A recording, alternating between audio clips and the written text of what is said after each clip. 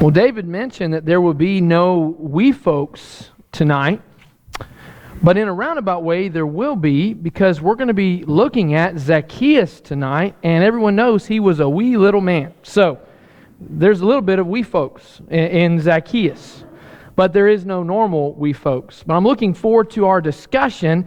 We are going to be looking at Zacchaeus.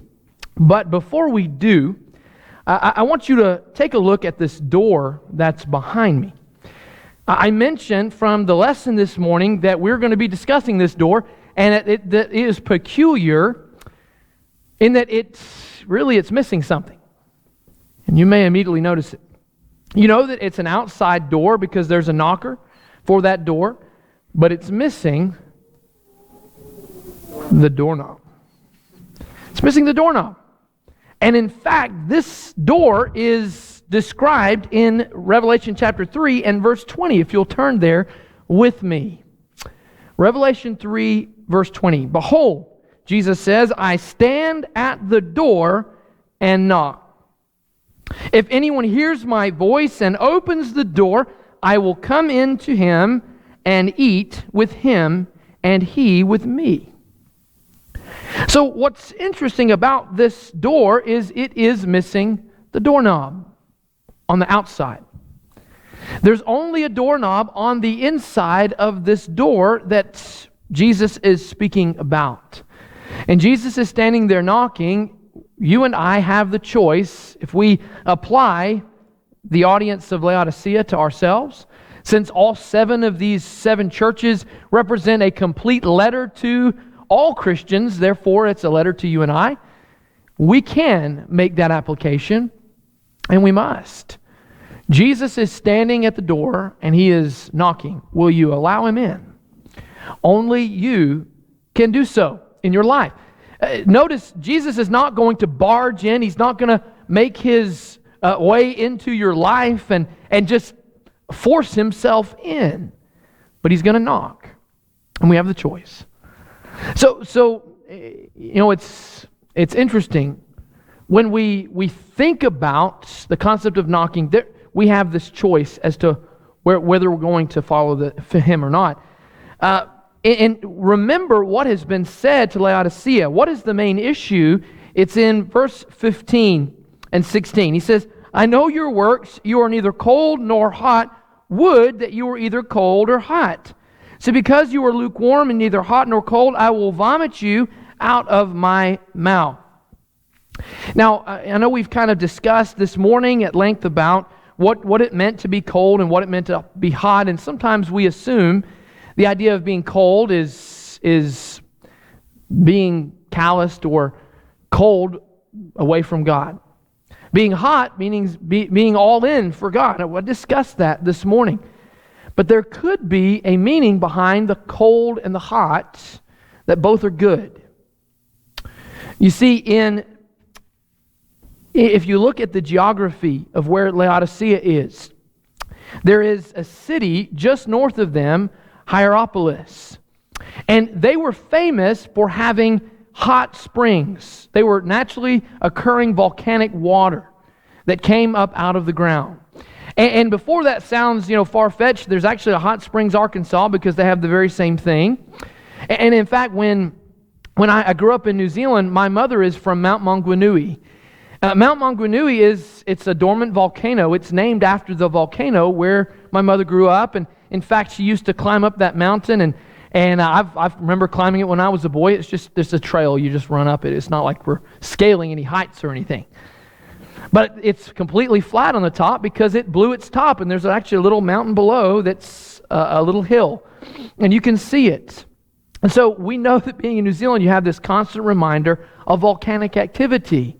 And so what's interesting is there is naturally occurring hot springs there, and they are actually channeled into the local pool there.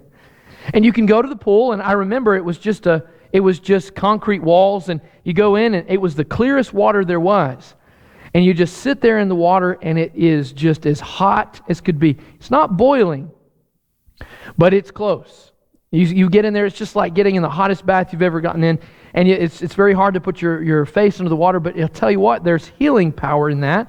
When I say that, it's just there's actually there's actually good, I just went blank on the word, but there's nutrients in the water. And so they say that, people would come and you just relax, and then you can actually just, it can help like soothe your muscles and things like that. So there was that same concept in Hierapolis. So the hot water was good. Well, south of Laodicea was Colossae, and they were known for having cold springs. And it was some of the best water to drink. And so the cold that is here could be referring to the Hierapolis being hot, Colossae being cold. Well, Laodicea being in the middle of these two towns, the way they received their water was via aqueduct. It's amazing what they were able to do in this ancient culture. We have it today. We have pipes that send water, here from Birmingham with the waterworks. But what they were known for is this hot water would come down and the cold water would come up, and when it got to Laodicea, it was lukewarm. It was tepid. It was something that would cause you to just want to vomit, because it was just not very helpful. The hot water had nourishing possibilities that would help you. Cold water would be refreshing, but having both of them together didn't help anyone. And so that's what Jesus is referring to. Choose whether you're going to be hot or whether you're going to be cold. So to be a benefit for those around you. And you see, when it comes to the church, we are to be a benefit for this community. And we are to choose whether we're going to be hot or whether we're going to be cold. The main point is, don't be lukewarm. Don't settle somewhere in the middle. It is a choice. In the same way that there is a door knocker and Jesus is knocking, but we have a choice whether we're going to let Him in or not. In fact, Matthew chapter 7, Jesus has talked about the concept of knocking in His ministry before He ever went to the cross. If you'll turn there with me, again, this shows the concept of choice. Matthew 7, verse 7, ask, and it will be given to you. Seek, and you will find. Knock, and it will be open to you. So notice, it will be given to you, you will find, and it will be open to you when you ask, seek, and knock. Not forced and crammed down your throat. We have a choice. For everyone who asks receives, and the one who seeks finds. And the one who knocks, it will be open. Or which one of you, if his son asks him for bread, will give him a stone? Or if he asks for a fish, will give him a serpent? If you then, who are evil, know how to give good gifts to your children, how much more will your Father who is in heaven give good things to those who ask Him?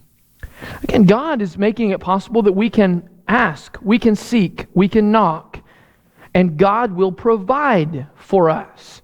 But again, it is a choice. And so when we go back to Revelation chapter 3 and verse 20, we see, and 15 and 16, we see that it is a choice whether we're going to follow God or not. It's a choice whether we're going to be hot or we're going to be cold. We've got to pick one.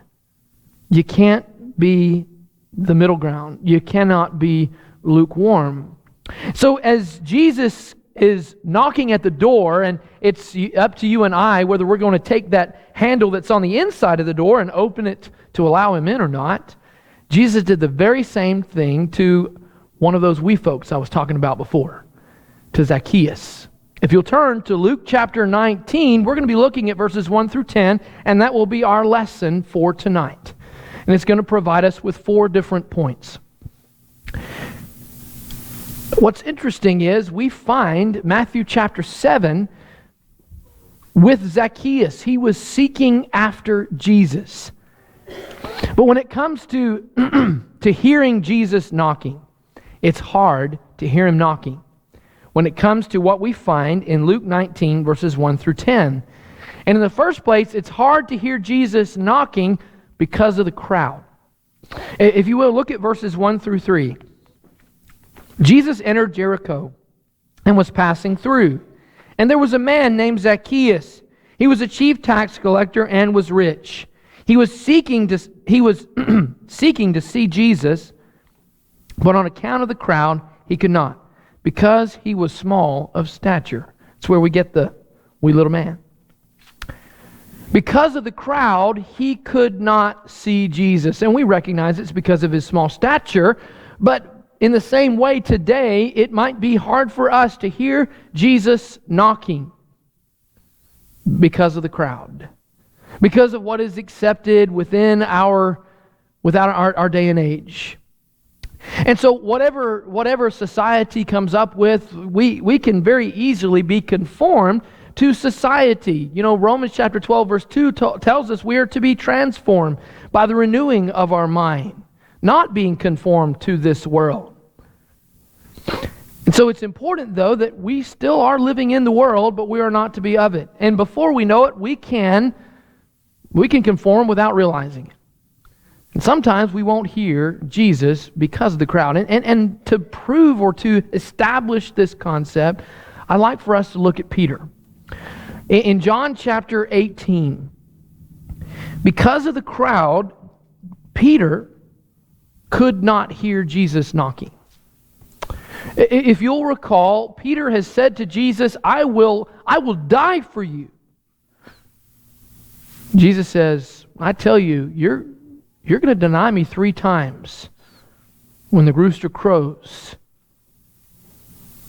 So that same day, look at chapter 18, verse 15. Simon Peter followed Jesus, and so did another disciple. This is after he's been taken by that, lack of a better term, the posse that came in to take him by night from the garden. And Simon followed Jesus, and so did another disciple. Since that disciple was known to the high priest, he entered with Jesus into the court of the high priest. Most likely this is the Apostle John. Verse 16, but Peter stood outside at the door. So the other disciple, who was known to the high priest, went out and spoke to the servant girl who kept watch at the door and brought Peter in. Well, this has now brought Peter to the attention of the servant girl. And look at this, verse 17. The servant girl at the door said to Peter, you also are not one of this man's disciples, are you? He said, I am not. Now the servants and officers had made a charcoal fire because it was cold, and they were standing and warming themselves. Peter also was with them, standing and warming himself. And this is where Jesus is being questioned by the high priest now. Meanwhile, Peter is sitting there warming himself by the fire. Think about it. This was most likely the Apostle John that went and found this servant girl and asked Peter to be brought in. And she just simply asked him, so you were also one of his disciples? Obviously, John was willing to show that he was a disciple. Peter could have easily said, yes, I'm with John. I'm with him. But Peter was afraid because he said he was not. That's the first denial. So the whole time Jesus is being questioned by the high priest, I wonder what is going through Peter's mind as he's warming himself by the fire. I cannot believe I told that little girl that I am not with the Christ. I can't believe that came out of my mouth. I don't know what was going through his head.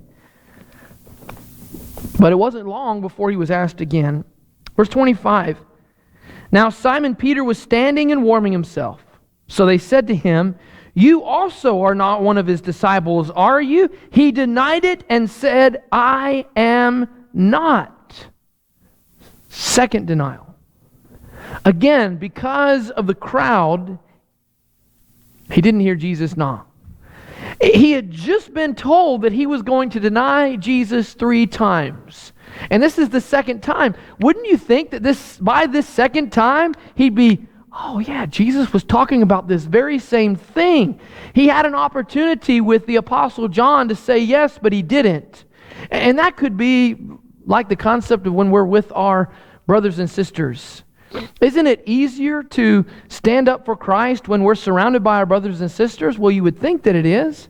Well, sometimes it's not. Peter, even having John right there, denied Jesus.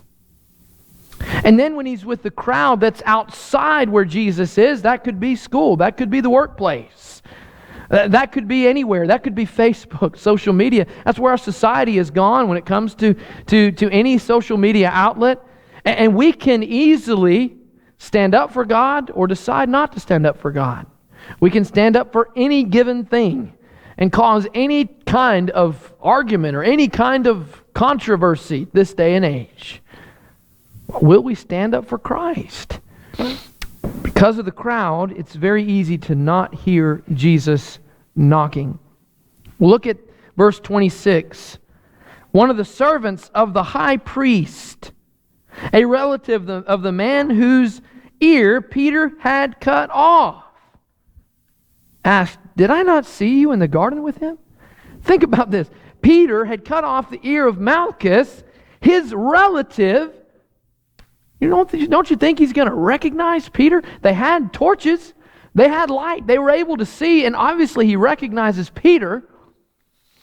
So what does that tell you about the group of people that he's sitting there warming his hands around? Those are the same people who have just taken our Lord and Savior from the garden where he was praying and led him to be questioned by the high priest with Judas. And here Peter is warming himself right there next to him.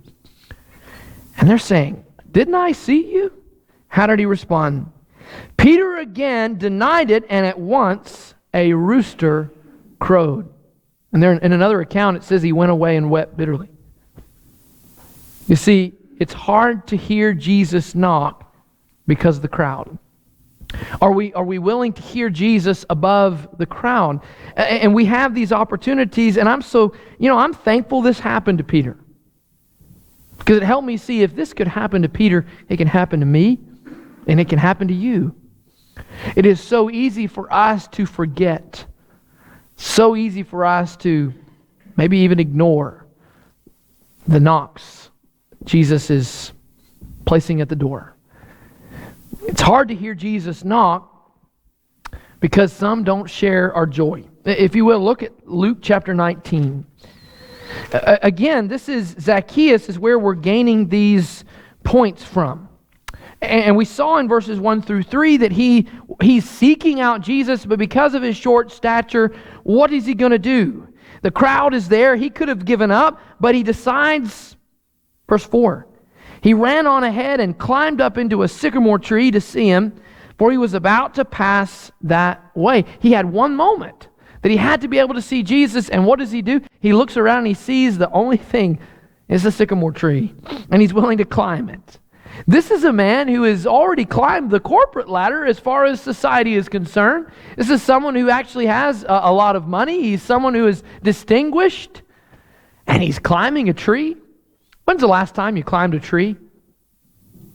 I remember asking a group of young people, we did a game called Never Have I Ever.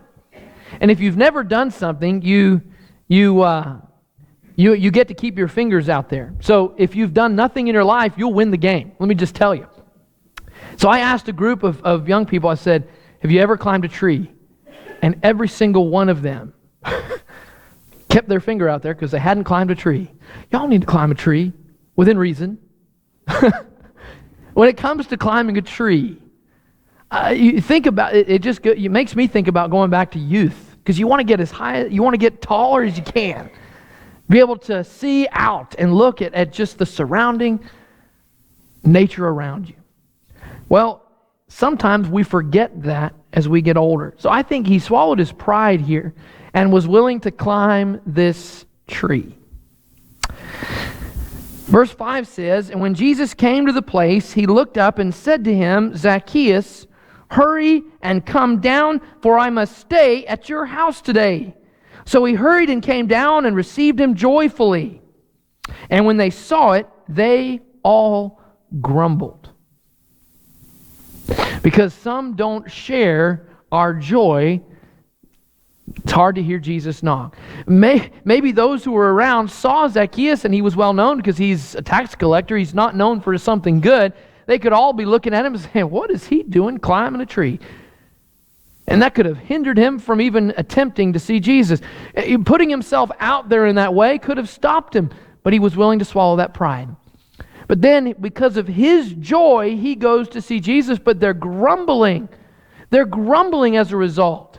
He could have allowed the grumbling of the people to stop his joy. If you will, go to John chapter 16. John chapter 16. Jesus is telling the disciples that their sorrow will turn to joy.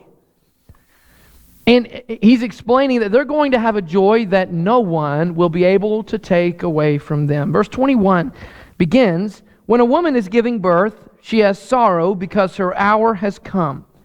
But when she has delivered the baby, she no longer remembers the anguish for joy that a human being has been born into the world. So also you have sorrow now, but I will see you again." He's telling them, I'm about to go away. I'm about to die. And He's using the pain of childbirth that takes someone to the point of death to bring about life. So because of the consequence of sin, I find it amazing that Jesus mentions the pain in childbirth for a woman. And Jesus is about to experience the pain of death to bring about life as a result of sin. And notice He says, "So also you have sorrow now," verse 22, "but I will see you again, and your hearts will rejoice, and no one will take your joy from you." You see, if we recognize what Jesus offers, it will not matter what the crowd thinks. It will not matter what our coworkers think. It will not matter what the world thinks. No one can steal the joy that Jesus offers to us. Verse 23, "In that day you will ask nothing of me. Truly, truly, I say to you, whatever you ask of the Father in my name, He will give it to you. Until now you have asked nothing in my name. Ask and you will receive, that your joy may be full." Jesus is applying this to the apostles. He's already said it in the Sermon on the Mount, that if we ask, if we seek, if we knock, we will find. The door will be open. And so it's important to realize that the joy that Jesus offers, if we're willing to take that doorknob, Jesus is not going to. If we take that doorknob and we open, Jesus will come in. Third place, it's hard to hear Jesus knock because some want to hold our past against us or hold on to our past. If you will, let's go back to our passage in Luke 19. Notice or Luke 18. No, Luke 19. We're going to look at verse 7. We looked at the first part, but let's finish the verse. "And when they saw it, they all grumbled. He has gone in to be with a guest, to be the guest of a man who is a sinner." You see, they were going to use this Zacchaeus' life, his sin, against him. And this is Zacchaeus, who is simply seeking after Jesus. He's willing to put himself out there, literally go out on a limb to follow Jesus. And yet they're trying to steal his joy. And now they're going to hold his past against him.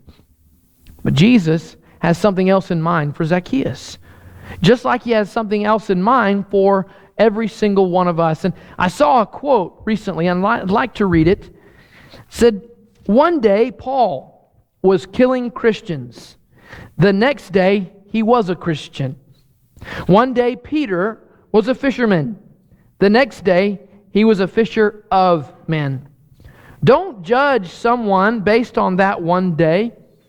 If God can create the whole world in 6 days, He can surely create a new heart in one. I think that's a powerful thought, that it was the Apostle Paul who was murdering Christians who then became one. In fact, we see that it was a struggle for those Christians at Damascus to be able to allow Paul to come into their midst, because they thought it was a trick, they thought it was a ploy. And yet it took Barnabas to grab hold of Paul and bring him in to introduce him to the Christians there. May we be a Barnabas, not be someone who holds sin against someone else. What a blessing we have as an example.